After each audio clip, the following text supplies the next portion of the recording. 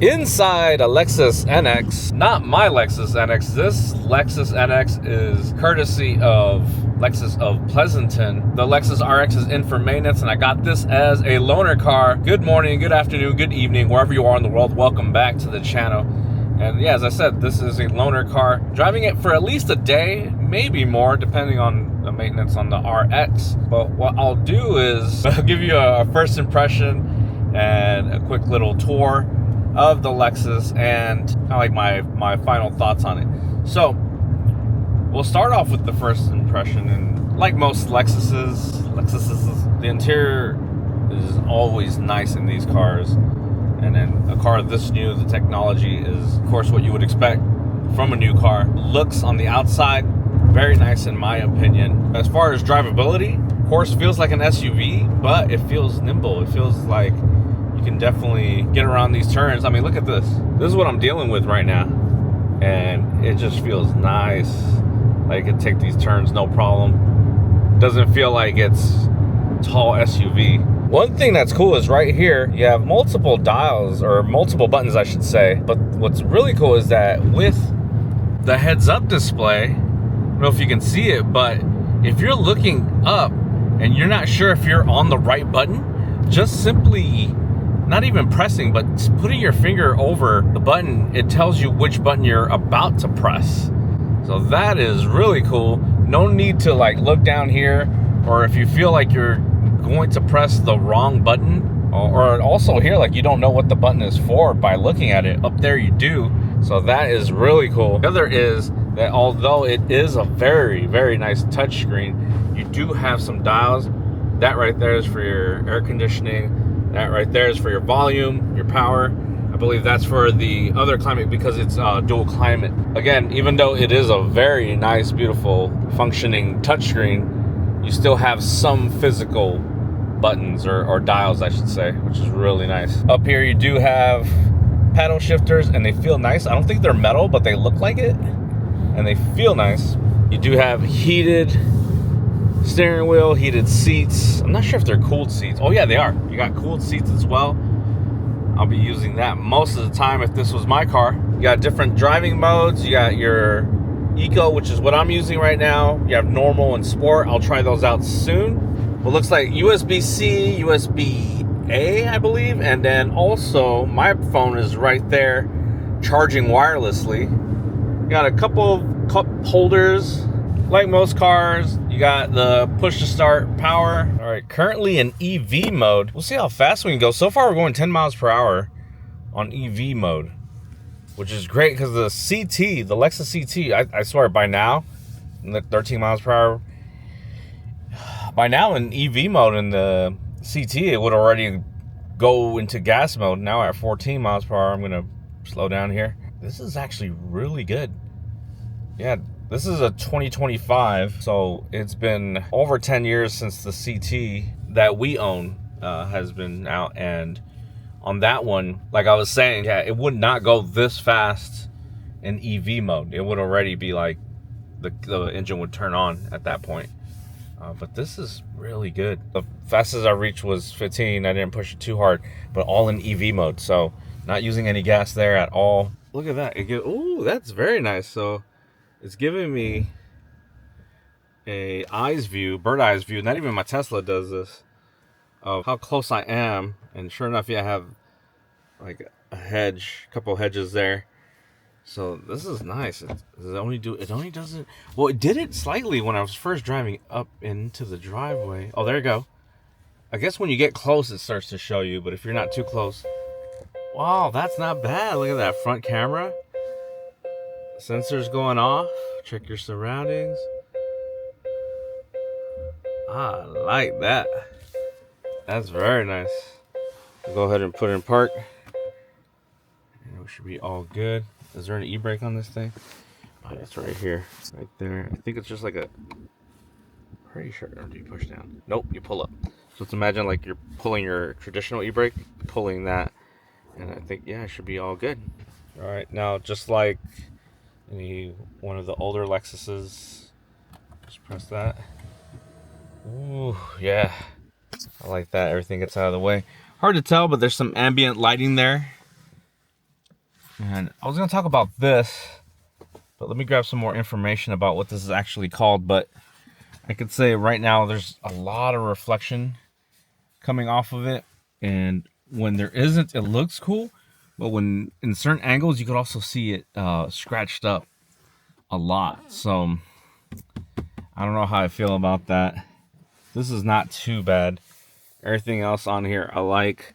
And for those of you who follow the channel, you know I have a Tesla, and there's always trash talking about imperfections with Tesla. But look at that. Lexus is... Look at that. It's not flush. And yeah, that's just an imperfection.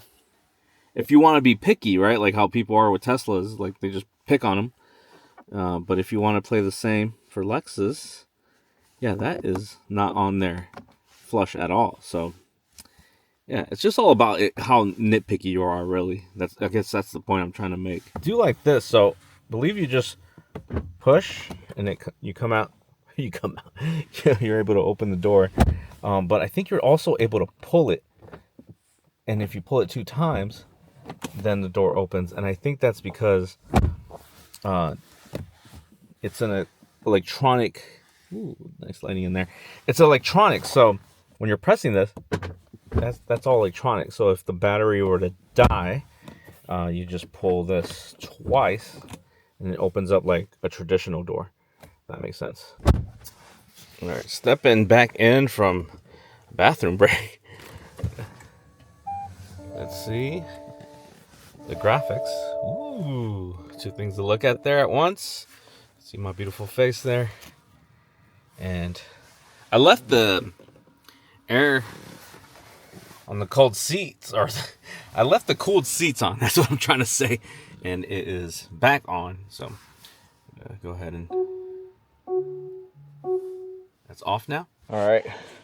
Now what we'll do is I'll take the car out somewhere where I can show you guys around a little bit better. I'm just here in my neighborhood.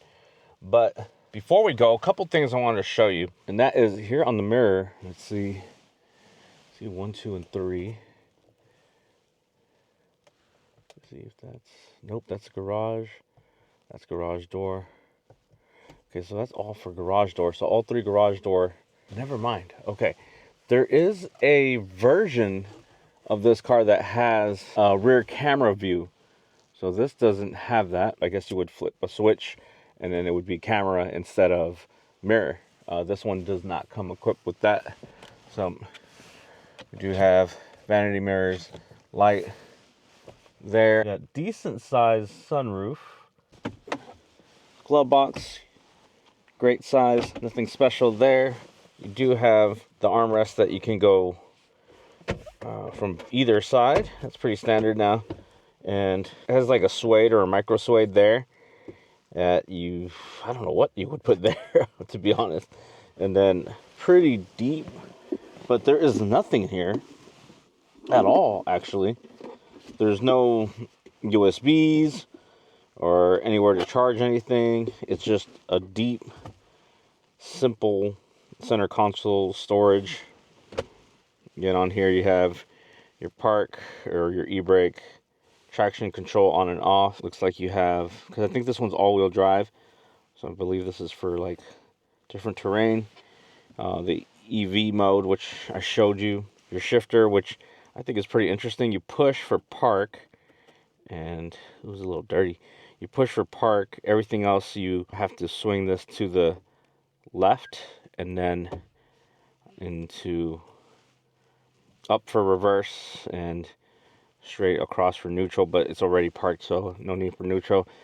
Down into drive, and then I guess to the right for sport. So I guess you can use the shifter to change gears. By the way, this one is an 8-speed, obviously automatic. That's pretty much everything up front.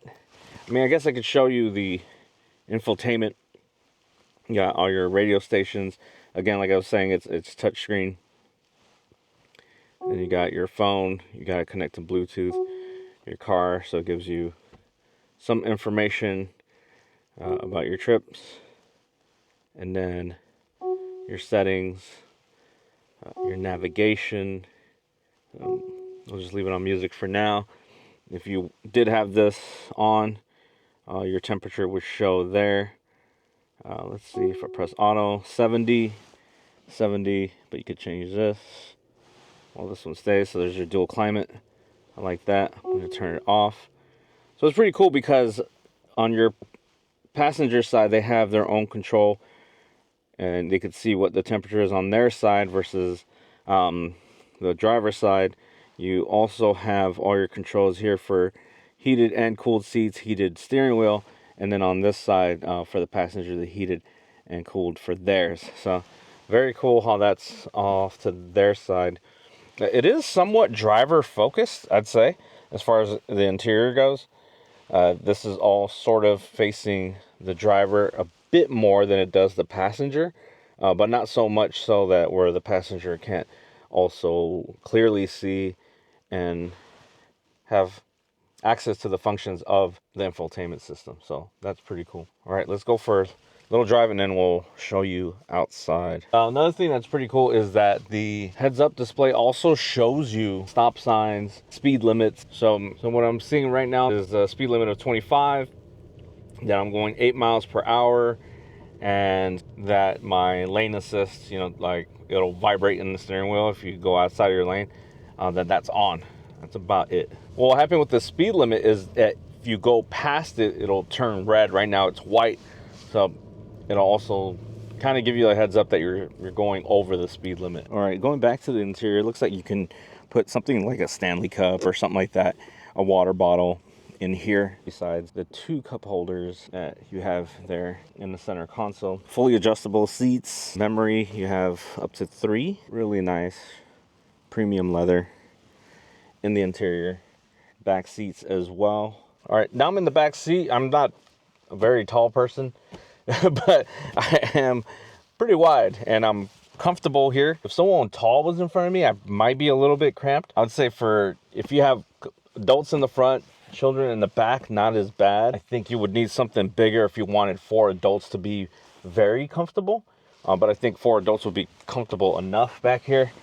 Let's see. When you bring this down, cup holders, that's it. Nothing special. You know, it's not a LS or anything like that. You do have that button to get out to open the door, just like you do in the front. So if the battery dies, you got to teach whoever uses this consistently how to use that in case they don't know how to get out.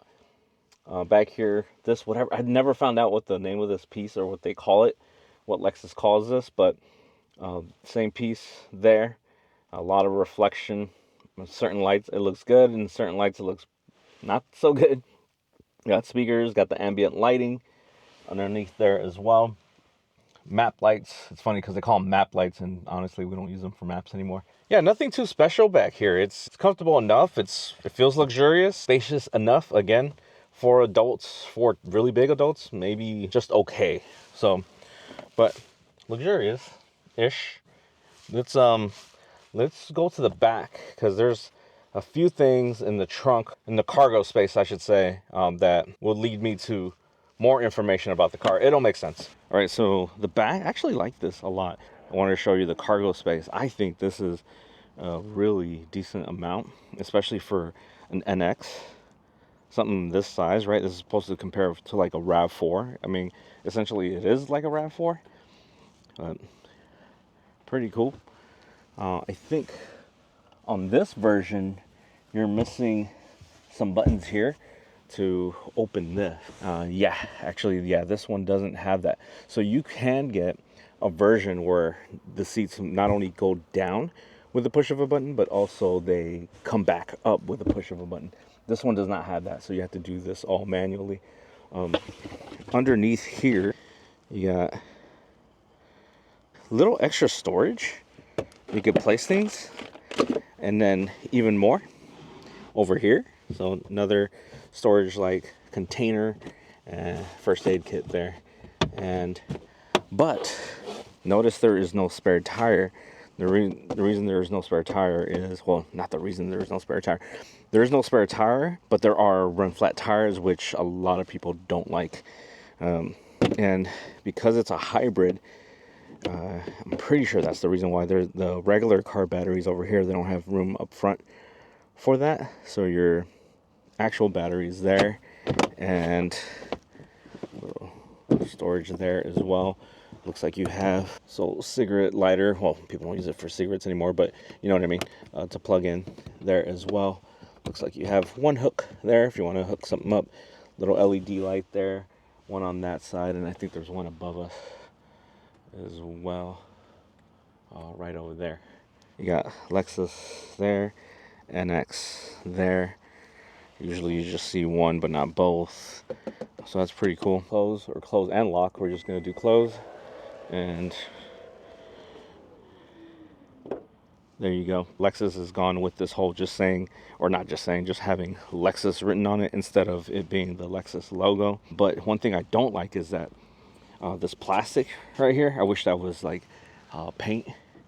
Like I wish it matched. Same thing here, right there, all that. I wish that would match as well. Here's what's standard with it is these run flat tires. Now I say they're not great, and the reason why is because run flats, they don't perform great. They also, I think, mess with your MPG if I'm not mistaken as well. Would have been nicer to have a spare, but they probably couldn't fit one, so they hooked it up with these Bridgestone run flats.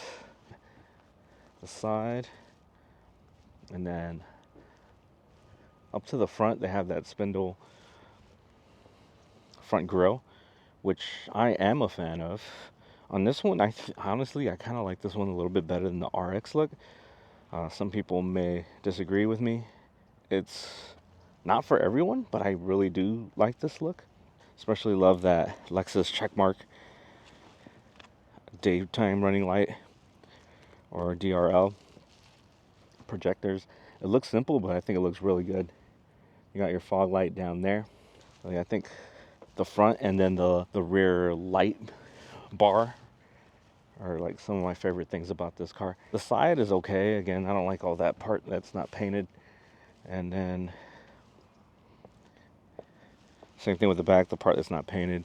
Not a fan. Light bar I do like. Kind of wish this stuck out a little bit more, but you know what? If you fixed it up, maybe put a wing or something. I'm joking, kind of. We'll go ahead and I almost forgot I was about to take off. I was going to play it off like I knew what I was doing, but nah, I was actually going to leave. We got to pop the hood. Oh, struts, thank God. Okay, so we got struts. And then 1, 2, 3 mama bobbers. With that. The latch right there. And then another one there. Okay, I don't know why. Anyways, of course, it's just plastic, but underneath here, on this one, I believe it's a 2.4 liter, if I'm not mistaken, on the 350H. And then you can see some of your hybrid stuff right here. It's usually in orange. And if I'm not mistaken, I think this one, I'll have to double check, but I'm pretty sure that the 250s are NA, and then the 350s are turbocharged. But there's a bunch of trims. There's also premium versions. There's a F Sport version. You got your hybrid. You also have your hybrid plus, which is a plug-in hybrid. But this one is just 350H. So just hybrid, not plug-in hybrid. Oh, that was easy. Okay, cool. Okay, now we're actually going to start driving. What I'm going to do this time is I want to put it back in EV mode. So press the EV button there. Then all it does is a little EV mode goes on there. Put it in drive. And I want to see how fast we can go before it comes off of EV mode. That's pretty damn good. Oh, there we go, 19. So that is so good. Oh, speaking of the devil, there's the CT200H. That's not my CT200H, but that's the one we have. It's a 2013. And like I was saying, on that 2013, I didn't notice how slow, but pretty slow the engine will pop on or turn on. The EV mode does not last on that. So on this one, man, if you're just kind of creeping through the neighborhood, that sounds weird. If you're just driving slowly, that sounds better, through the neighborhood, you can just put it in EV mode and you're good. I'll pop it into pop it into someone's coming. Sport mode, and then holy, oh damn. Okay. Okay, now it's in sport mode. Oh man, that was actually pretty good. Whoa. Okay, sport mode is pretty damn cool. All right, even though it's in sport mode, it still turns off when you're at the light. We'll go. I'll press it for normal. So yeah, press for normal, and then one more time to the left for eco. So remember, eco is not the same as EV mode. So EV is just, I think we tested the limit. I think we got up to 18 miles per hour before it actually turned the engine on. And also probably has to do with distance as well. And then your eco mode is sort of like if you press on the gas, it won't accelerate that hard. It'll accelerate really slow. Normal mode responds like any other regular automatic non-hybrid car. And then your sport mode, you saw that I kind of took off on us a little bit. I like that. And it sounded good too.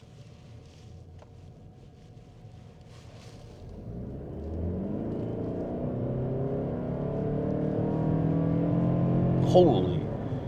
Oh man, that was sport mode again. Oh man, that's so cool. Man, this thing can get up if you need to. There we go. And I actually need to because I need to get all the way in the left lane. So let's do that. All the way to the left. Okay, you can go, and the sound is good. I like the sound. All right. Oh, and now I'm behind an RX 350, and I feel like I'm just as tall. So it's just probably, oh, there goes a RAV4. That's basically what this car is. Yeah, so far, really enjoying this car. I would say this would be a very, very nice replacement for our RX that we have. I think one thing to say about this Toyota, what you call it, Toyota? Well, Toyota Lexus, is that this one's been out. The engine and all that it's just a few changes, but this one's a 2025.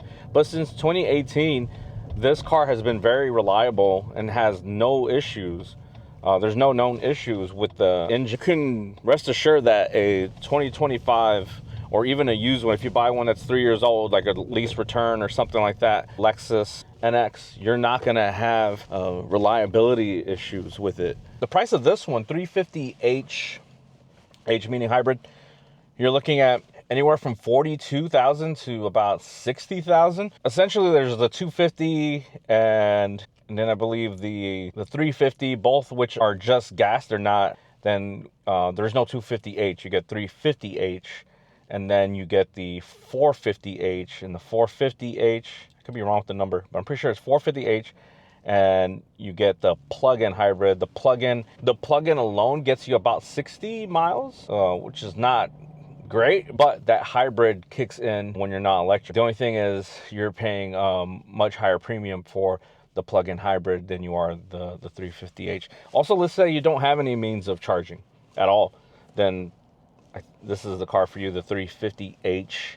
And the 350H, I think it's going to be the most popular one out of all of them. People are going to want that hybrid, so they're not going to get the 250. The MPG right now that I'm getting with this one, 32.3 miles to the gallon on an SUV. Things that I like about the car versus what I don't like as well. Again, like going back to this, it's minor, but like in certain angles, you can see this is already scratched up, and this car only has about 3,500 miles on it. So that I don't like, but easily fixable. I'm pretty sure they're going to start making like aftermarket, like carbon fiber look or something like that for that. The other thing I'm not a fan of is the center console is just, it's just something to throw in there, but it's not very organized. Also, the wireless charger, it's sideways instead of somewhere where you could fit maybe like two, like this way, right?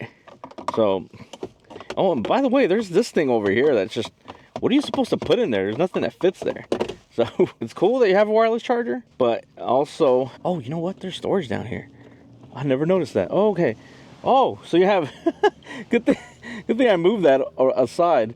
You got two more USB-C and, the equivalent of the, I don't even know what you call this anymore, cigarette lighter. Whoa, that thing closed. But yeah, I mean, that's cool. That part was cool, but I was talking about things I don't like. So like, yeah, the fact that this is sideways instead of being able to fit two phones, Those things I'm not a fan of. But what I do like is, I love the way the steering wheel feels. I love the heads-up display and the information you get from it. The infotainment I think is great. I love that even though it is like 90% touchscreen, there is at least some dials, especially for volume. And yeah, I know that you got volume over here too, but sometimes just cranking it down is a lot quicker than pressing the buttons down, right? I like that. The dual climate, how like the passenger can just control their own things other than just the temperature. Instead of having to go into their own climate zone in the infotainment, they could just do it on the fly there. I like that a lot. I really like how you can use that EV mode at such a high, what I call high speed, through your neighborhood. The safety features, like it detecting when you're going outside the lane and it starts vibrating. I mean, these are things that have been around for a while, but it's things that I like about it. I also like how sport mode is just, it really takes off and it sounds great too. So you get a little bit of sport, and this is not even the F Sport version. That's gonna be it. Hit me up in the comments. Let me know what you think. If you're new to the channel, I hope you subscribe. I do a lot of car content, mostly like car meets and things like that. I also have my 5, I guess if you count the RX, 5 cars in the fleet: the RX, the CT200H, the Alfa Romeo 4C, the 1999 Honda Prelude, and I just picked up a 2018 Tesla Model 3. So I have those cars that I do videos with as well. And then every once in a while, I'm able to pick up a car that doesn't belong to me and do a quick little reviews on them, and also other like parts. I've had things being sent to me as well to review. So with all that said, I hope you subscribe and hope you enjoyed. Give that a thumbs up if you did. Share with anyone that might like this type of content. And that's going to be it. Talk to y'all later.